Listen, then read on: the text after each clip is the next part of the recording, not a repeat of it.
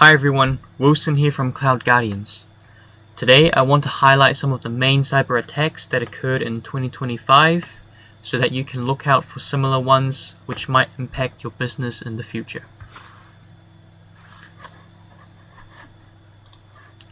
One of the attacks that happened in 2025 was in July. A ransomware called PEAR, which stands for Pure Extraction and Ransom, stole 365 gigabytes of data from an accounting firm called TAS-NZ Bay in Bay of Plenty. The data that was stolen consisted of emails, financial statements, business contracts, and agreements. After they stole the data, they listed some of it into the dark web in August and threatened the accounting firm to pay up for it. Although the ransom amount was not disclosed, the previous records show that these hackers demanded 200,000 New Zealand dollars for 3.8 terabytes of data. Previous records also show that these hackers started out on the 24th of June 2025 and has already hacked 18 businesses in a month. Most of these businesses are small businesses that operate at revenues under $5 million. These small businesses included 15 US companies, one of them being a religious organization. Other companies that were hacked included a home renovation company in Germany, an IT company in Australia, and this accounting firm that we're talking about in New Zealand. After TAS-NZ Bay found out that they were hacked, they reported the incident to IRD, the Privacy Commissioner, their clients, and their IT team. After the call, IRD told them to change all their passwords to avoid being breached again. From this incident, we can see that 1. Even a small accounting firm with just 5 people can get hacked, because hackers are more interested in stealing their data rather than their money. And 2, a lot of time is being wasted on reporting and getting things back up to speed.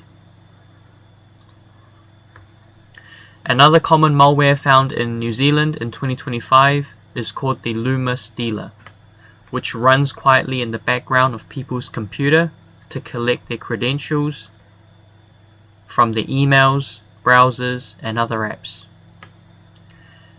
The hackers can then use these credentials to log in to people's apps like bank accounts to steal money, or use their email to create phishing emails to ask their contacts for money.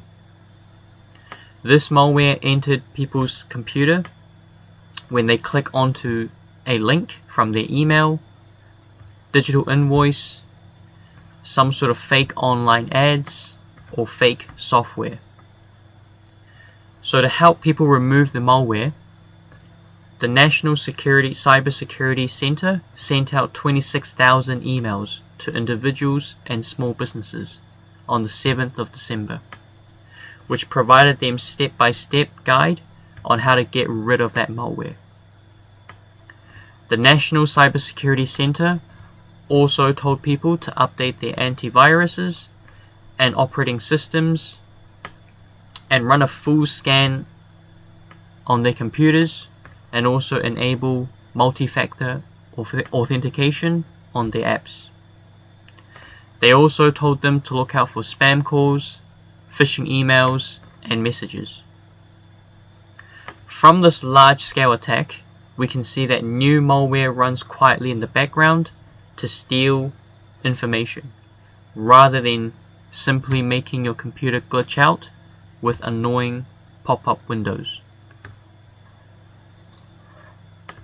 Another large-scale cyber attack occurred in the same month on the 30th of December 2025, which turned out to be one of the biggest privacy breaches in New Zealand history, where an online health portal called Manage My Health got hacked by a hacker called Kazu. This hacker stole 108 GB worth of data containing about 428,000 files, which consisted of personal health information, medical records, clinical discharge summaries, and prescriptions. After stealing the data, the hacker uploaded a small sample of it into the dark web and threatened the company to pay 104,000 New Zealand dollars within 15 days. Otherwise, they will release 40,000 documents. After some investigation, authorities found out that Kazu managed to access these patient documents by logging into the company's website using a generic username and password. They also discovered that the health app had security settings that was weaker than KFC's ordering app. Now, in response to this breach, Manage My Health had to notify around 120,000 patients within 48 hours to tell them to reset their passwords and enable multi-factor authentication. These patients were mostly from one of Northland's 45 GPs. Although these GPs in Northland were notified, they weren't specifically told which patients were exposed.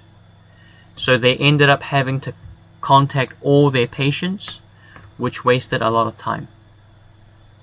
Manage My Health also told their patients to be careful of any medical bills and insurance claims that were sent to them.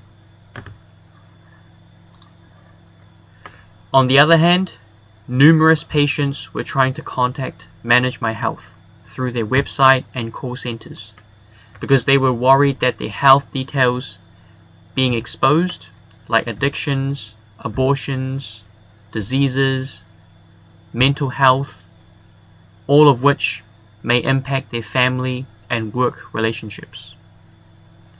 One of the patients reported that their brain scan results were missing from the portal after the breach. Others reported receiving blank emails from Manage My Health. To ensure safety in the future, the government has also said that they will review Manage My Health's data. And basically, this chaotic incident has shown us the importance of paying attention on having security controls in place. Another cyber attack that happened at the start of this year was on 11th of January. A hacker called Anubis got into the system of a law firm in Napier called Langley Twigg and stole 300 gigabytes of sensitive data. The data had financial reports, employee salaries, personal IDs like passports, and client documents like property transaction files, all of which Anubis can use for future frauds. The incident occurred while the law firm was migrating to the cloud, and their security monitoring software detected a virus on their computer network. To protect themselves, they disconnected their system from the internet and restored it using their backups. 2 weeks after the hack, Anubis released details of the hack into the dark web to put pressure on the law firm. After the incident, the law firm contacted the Privacy Commissioner and also reported the incident to the police.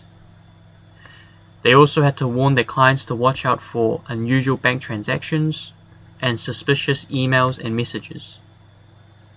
The law firm also said that they should have moved to the cloud earlier so that they would have had better security controls in the first place. Other than this law firm, Anubis, which emerged in February 2025, has already targeted 46 organizations worldwide in multiple sectors, from healthcare to professional services. Before they attacked New Zealand, they attacked a health clinic in Queensland, Australia, and sources say that they speak Russian and that they also sell and rent out their ransomware to other hackers. These guys are also known to put pressure on their victims by pretending to be a journalist to expose them and their organizations that they have been hacked. They also allow other parties to access their stolen data. These incidents highlight the importance of having a post-cyber attack plan in place to keep things under control after an attack. From these 2025 incidents, we can see that firstly, even small firms get targeted because of their valuable data. Secondly, a lot of time gets wasted on reporting and getting things back to speed. Thirdly, we can see that new malware actually runs quietly in the background to steal your information rather than annoying you with pop-up windows. And lastly, the case studies show the importance of having security controls and post-attack plans in place to keep things under control. If you're not sure how to protect your data on a regular basis, feel free to send us an email at info@cloudguardians.co.nz. Otherwise, feel free to share this video to someone who would find this update useful. Thanks for listening. I'll see you in the next one.